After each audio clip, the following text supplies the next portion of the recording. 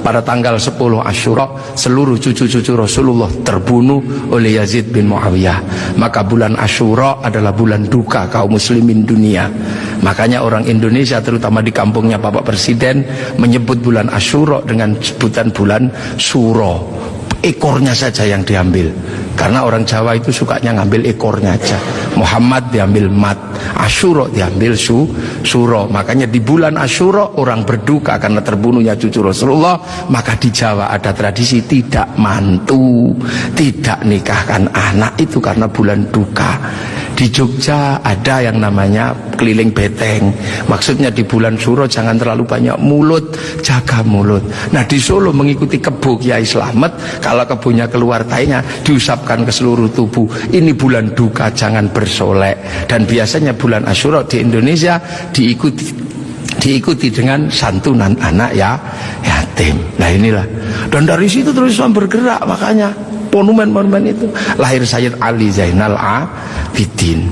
Lah Sayyid Ali Zainal Abidin kemudian bergeser, punya anak Sayyid Muhammad Baqir, menjauh punya anak Sayyid Ja'far Shadiq, menjauh diteruskan sama Sayyid Ali Uraidi, menjauh diteruskan sama namanya Sayyid Ahmad, diteruskan Sayyid Ubaidillah, teruskan Sayyid Isa Naqib, diteruskan sama Sayyid Ahmad Al-Muhajir, teruskan Sayyid Alwi, teruskan Sayyid Muhammad, teruskan Sayyid Alwi, diteruskan namanya Sayyid Ali Khalid Qasam, teruskan putranya namanya Sayyid Ahmad Sohib Mirbat, teruskan namanya Sayyid Alawi Amil Faqih, punya anak Sayyid Abdul Malik sampai Mongolia, punya anak Sayyid Ahmad Jalaluddin sampai Campa, punya anak Sayyid Muhammad sampai Pase, dan punya anak Sayyid Jamaluddin Al-Husaini Al-Kabir sampai tanah Nusantara di pedalaman, yang kemudian karena turunnya di Jawa, Sayyid Jamaluddin Al-Husaini Al-Kabir, orang Jawa punya Hono Coroko, maka kemudian di Jawa dikenal dengan nama Syekh Jumadil Kubro.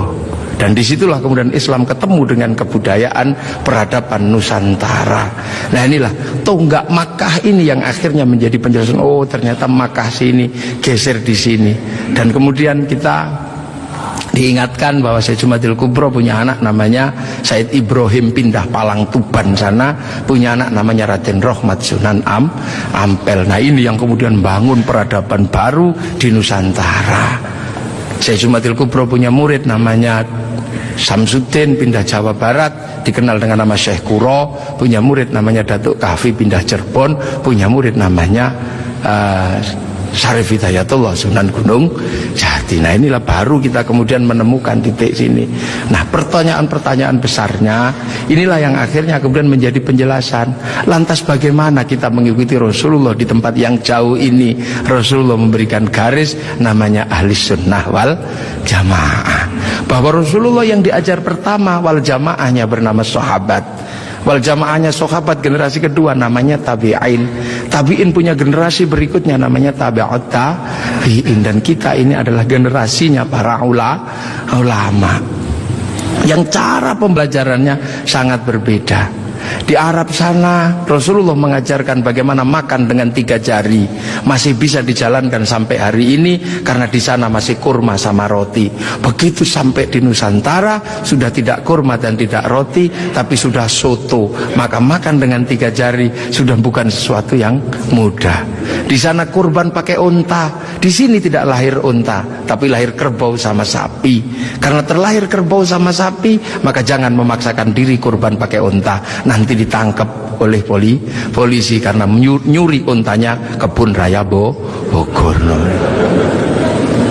Ini di sana masih bisa pakai jenggot dengan utuh, tapi di sini rasnya adalah ras Mongoloid, sudah tidak punya jenggot. Inilah maka ulama-ulama awal yang datang ke sini tidak pernah ribut masalah simbol-simbol yang tidak bisa dilakukan oleh orang Indonesia.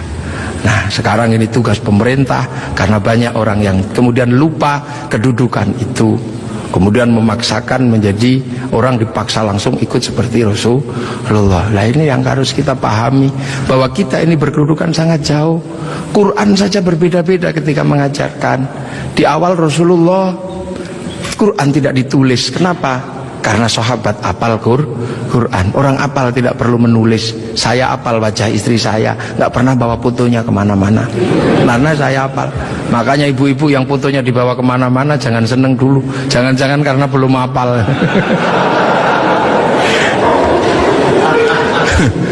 kemudian setelah Rasulullah meninggal, sahabat nulis Quran. Nulis Quran sahabat. Untuk apa? Untuk tabi'in yang tidak ketemu Rasulullah.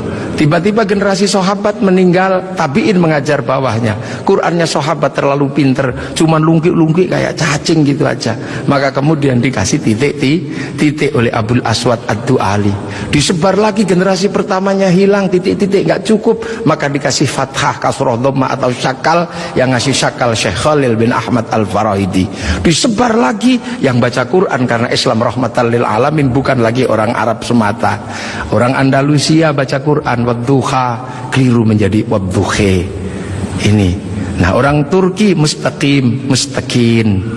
Masuk ke Indonesia dibaca oleh orang Padang lakanud, keluarnya lakanui. Karena orang Padang kalau bilang Muhammad, Mahamme.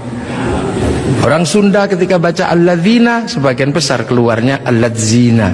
Begitu masuk ke Jawa, ketemu dengan huruf hono coroko. Alhamdu karena punyanya ko, gak punya huruf ha, maka alhamdu menjadi alkamdu, al-fatihah menjadi al-fatihah. Ini itu.